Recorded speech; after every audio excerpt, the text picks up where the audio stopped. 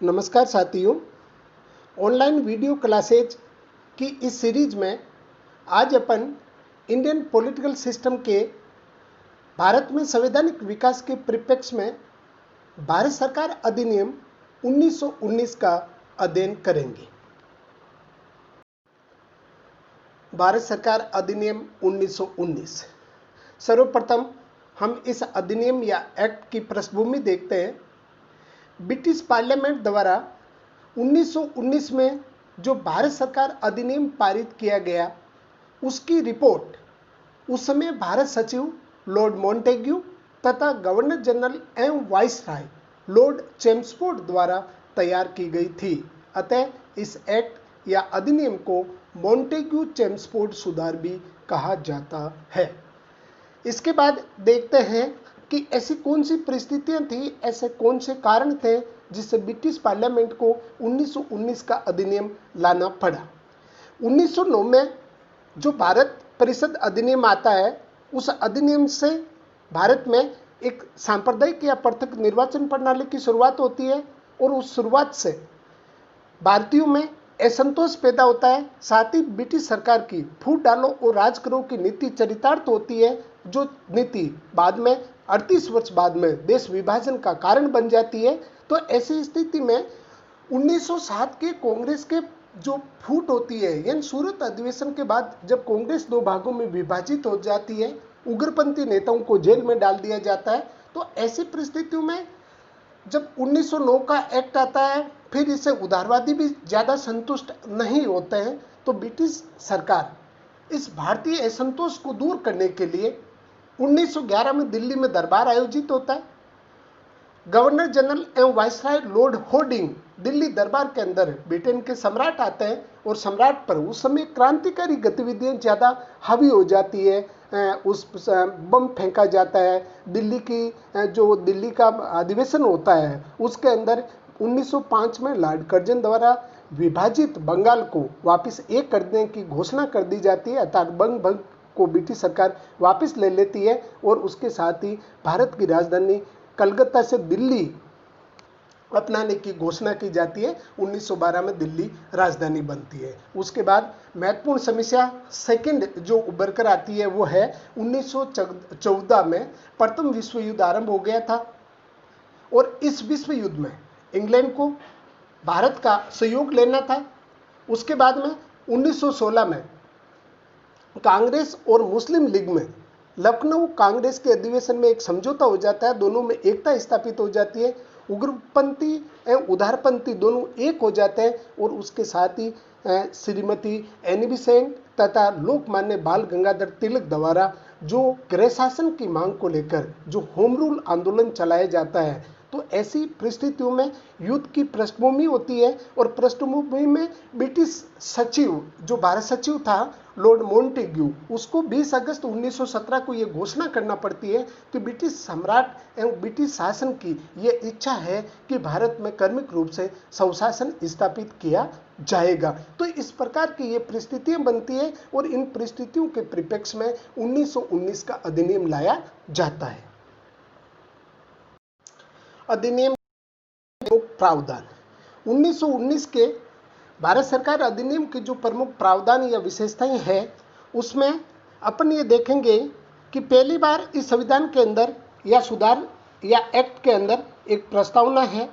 साथ ही 47 धाराएं और 2 अनुसूचियां निर्धारित की गई और सर्वप्रथम एक उत्तरदायी शासन शब्द का प्रयोग किया गया।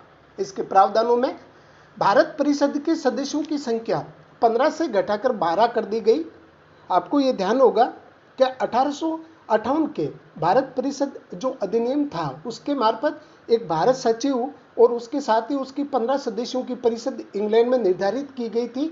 उस परिषद की सदस्य संख्या 1919 के अधिनियम द्वारा 15 से घटाकर 12 की गई। सेकेंड, अब भारत मंत्री तथा उसके कार्यालय का पूरा वेतन भारत की जगह ब्रिटेन के राजकोष से दिया जाने लगा। यानी भारत मंत्री और उसका जो ऑफिस था, उसका पूरा वेतन और जो खर्चा था वो अब तक भारत के राजकोष से दिया जा रहा था, लेकिन 1919 के अधिनियम में अब उसे ब्रिटिश राजकोष से दिया जाना सुनिश्चित किया गया। नेक्स्ट, इंग्लैंड में पहली बार भारतीय हाई कमिश्नर की नियुक्ति की गई, यानी उच्चायुक्त की नियुक्ति की गई। और इसका मुख्य काम था भारत सरकार के लिए आवश्यक वस्तुओं की इंग्लैंड में खरीद करना और साथ ही इंग्लैंड में पढ़ रहे भारतीय विद्यार्थियों की देखभाल करना। नेक्स्ट, केंद्रीय विधानसभा के 2 सदन बनाए गए, विधानसभा तथा राज्य परिषद। ये कहने का मतलब है कि केंद्रीय जो विधानसभा थी उसके अब एक की जगह 2 सदनात्मक उसे बना दिया गया। विधानसभा के सदस्यों की संख्या 145 निर्धारित की गई, जिनमें 104 सदस्य निर्वाचित तथा 41 सदस्य मनोनीत या नॉमिनेट करने का प्रावधान किया गया। वहीं काउंसिल ऑफ स्टेट जो बाद में राज्यसभा बनी स्वतंत्रता के बाद, राज्य परिषद में 60 सदस्य निर्धारित किए गए, जिनमें से 33 सदस्य इलेक्टेड थे और 27 सदस्य नॉमिनेट करने का प्रावधान किया गया। इस प्रकार केंद्रीय विधानसभा जो है उसके दोनों सदनों के अंदर निर्वाचित सदस्यों का बहुमत रखा गया और साथ ही भारत में प्रत्यक्ष निर्वाचन की प्रणाली को भी अपनाया गया। प्रांतीय विधानसभाओं के सदस्यों की संख्या में भी इस एक्ट के द्वारा वृद्धि की गई, जिसमें यह निश्चित किया गया कि इनमें 70% सदस्य निर्वाचित होंगे तथा 30% सदस्य मनोनीत होंगे। अर्थात प्रांतों की जो विधायिका थी उसकी सदस्य संख्या में वृद्धि की गई और उसमें भी निर्वाचित जो सदस्य है उनका बहुमत रखा गया। 70% जो मेंबर्स थे वो इलेक्टेड थे और 30% जो मेंबर हैं वो नॉमिनेट किए जाना सुनिश्चित किया गया।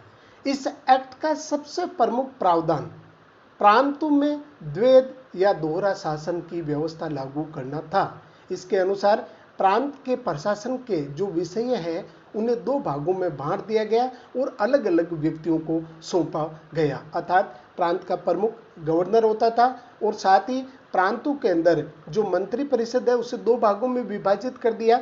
विषयों का विभाजन 2 भागों में कर दिया। एक आरक्षित विषय है जिसका प्रशासन गवर्नर और उसके जो पार्षद है उसके द्वारा किया जाता था और दूसरा हस्तांतरित विषय जो जनता द्वारा निर्वाचित प्रतिनिधियों को दिया गया था। इस प्रकार से दोहरे शासन की व्यवस्था की गई जो इस अधिनियम की सर्वाधिक महत्वपूर्ण विशेषता के रूप में जानी जाती है। नेक्स्ट, सांप्रदायिक निर्वाचन प्रणाली यानी 1909 के अधिनियम द्वारा भारत में अंग्रेजों ने फूट डालो राज करो की नीति के तहत जिस निर्वाचन की पृथक या सांप्रदायिक प्रणाली की शुरुआत की गई 1919 के एक्ट के द्वारा उसे बढ़ाया गया। यद्यपि इस अधिनियम में यह माना गया कि यह बड़ी खेद के विषय है कि इस प्रणाली को अपनाना पड़ रहा है, फिर भी इसका विस्तार हुआ। मुसलमानों के साथ साथ भारतीय ईसाइयों को, यूरोपियन अर्थात फारसियों को और साथ ही सिखों एवं एंग्लो इंडियन के लिए भी विधानसभाओं में स्थान आरक्षित कर दिए गए। नेक्स्ट, गवर्नर जनरल की परिषद की सदस्य संख्या 8 कर दी गई, जिसमें कम से कम 2 या 3 सदस्य भारतीय होंगे, ऐसा प्रावधान। यानी गवर्नर जनरल और उसके जो कार्यकारिणी के सदस्य होते थे उनकी सदस्य संख्या 8 हो गई और उसमें 3 भारतीय सदस्य नियुक्त किए जाने का प्रावधान किया गया। 1919 के भारत सरकार अधिनियम के दोष यानी इस अधिनियम जो कि 1 अप्रैल 1921 को लागू किया गया और जब इस अधिनियम को लागू किया जाता है तो इसके साथ ही अपन कुछ इसकी और विशेषता देख सकते हैं। जैसे भारत के अंदर लोक सेवा आयोग के गठन का प्रावधान किया गया जो 1926 में स्थापित हुआ। इसी प्रकार से केंद्र और प्रांतों के अंदर जो विषयों का विभाजन का प्रयास किया गया, फिर भी ये ध्यान रखना कि केंद्र में अब भी निरंकुश और एकात्मक शासन की व्यवस्था ही थी। इस अधिनियम के अनेक दोष थे जिसके आधार पर इस अधिनियम की आलोचना की जाती है। नंबर 1, इस अधिनियम का सबसे प्रमुख दोष प्रांतों में द्वैध या दोहरा शासन की व्यवस्था लागू करना था, जो सिद्धांततः ही गलत था। इसमें विषयों का विभाजन भी अत्यंत गलत तरीके से किया गया और इसी आधार पर मद्रास के मंत्री रेड्डी ने यह कहा था कि मैं बिना जंगलात के यानी वन विकास के विकास मंत्री तथा बिना सिंचाई के कृषि मंत्री था। यानी कहने का ये मतलब था कि विषयों का विभाजन गलत किया गया था और समान विषयों को 2 भागों में विभाजित कर दिया। इधर गवर्नर के पार्षद और इधर निर्वाचित प्रतिनिधि, जिनके अंदर दोनों में तालमेल का अभाव था। और ऐसे के अंदर शासन एक संपूर्ण इकाई होती है और उस इकाई को व्यवहार में विभाजित नहीं किया जा सकता। अतः द्वैध शासन व्यवस्था जो कि बाद में 1937 तक चली और बाद में इसे खत्म करना पड़ा। नेक्स्ट, सांप्रदायिक निर्वाचन प्रणाली का और अधिक विस्तार करना गलत था। यद्यपि 1919 के अधिनियम में जिस सांप्रदायिक निर्वाचन प्रणाली का विस्तार किया गया, उसके साथ ही इस प्रणाली को एक खेदजनक आवश्यकता भी बताया गया था। लेकिन अंग्रेजों की फूट डालो और राज करो की नीति का विस्तार था। सांप्रदायिक निर्वाचन प्रणाली के विस्तार से भारतीयों के अंदर एकता जो थी उसमें बाधा पहुंची और लोग संप्रदाय के आधार पर विभाजित होने लगे। ये राष्ट्रीय एकता और अखंडता के लिए गलत बात थी। नेक्स्ट, इसमें केंद्र में किसी भी प्रकार की उत्तरदायी सरकार का गठन नहीं किया गया। यद्यपि प्रांतों में दोहरे शासन के माध्यम से उत्तरदायी शासन का आंशिक प्रयास हुआ था, लेकिन केंद्र में अब भी गवर्नर और उसकी कार्यकारिणी के पास में समस्त अधिकार थे। केंद्र में अब भी एकात्मक शासन ही की व्यवस्था ही थी और इस प्रकार से केंद्र में उत्तरदायी सरकार का गठन इस प्रावधान के माध्यम से या इस एक्ट के माध्यम से नहीं किया गया था। नेक्स्ट, यद्यपि इस एक्ट के माध्यम से भारत में मताधिकार का विस्तार किया गया और प्रत्यक्ष चुनाव प्रणाली जो पहली बार भारत में 1919 के अधिनियम द्वारा शुरू की गई थी, किंतु वास्तविकता कुछ अलग थी। जनता के बहुत छोटे से वर्ग को मत देने का अधिकार दिया गया और मताधिकार का जो जिसको भी अधिकार मिला है उसके साथ में या तो संपत्ति या टैक्स कितना देता है या कितना शिक्षित है, ये 3 प्रकार के प्रमुख जो आधार है वो जोड़ दिए गए। सभी व्यक्तियों को अर्थात सार्वभौमिक मताधिकार की पद्धति को नहीं अपनाया गया, जो इस अधिनियम की एक प्रमुख कमी थी या दोष था। 1919 के भारत सरकार अधिनियम या मॉन्टेग्यू चेम्सफोर्ड सुधार के प्रति भारतीय लोगों में क्या प्रतिक्रिया रही, इसके बारे में अध्ययन करते हैं।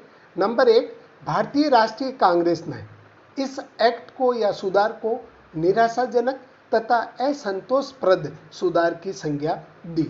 वहीं उग्रपंथी नेता लोकमान्य बाल गंगाधर तिलक ने इस सुधारों को बिना सूरज का सवेरा कहा। यानी आपने कर्मिक स्वशासन की बात कही है, लेकिन कर्मिक स्वशासन कब दिया जाएगा इसकी कोई तिथि निर्धारित नहीं है। अतः इस प्रकार का सवेरा है जिसके अंदर सूरज बिल्कुल कहीं दिखाई नहीं देता है। सुभाष चंद्र बोस ने जनता के लिए नवीन बंधन गढ़ने वाला एक्ट या अधिनियम की संज्ञा इसे दी।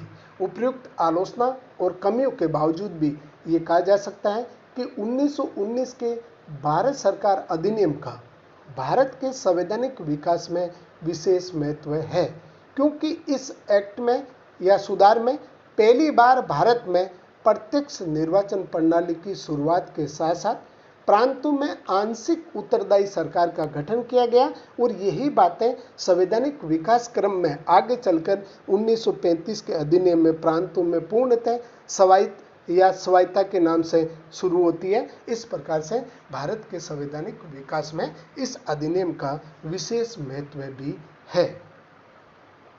इस प्रकार 1919 के भारत सरकार अधिनियम के बारे में अपन ने विस्तार से चर्चा की। चर्चा के बाद में जो मुख्यतः निष्कर्ष निकल कर आता है वह यही है कि अपनी कुछ कमियों के बावजूद भी भारत के संवैधानिक विकास में इस अधिनियम का विशेष महत्व रहा है। और ऐसे में इस अधिनियम को लेकर यदि आपके मन में किसी भी प्रकार के कोई संदेह या प्रश्न हो तो आप निसंदेह कमेंट बॉक्स में लिखिए, मैं उसका उत्तर देने का प्रयास करूंगा। जय हिंद, जय भारत, थैंक यू।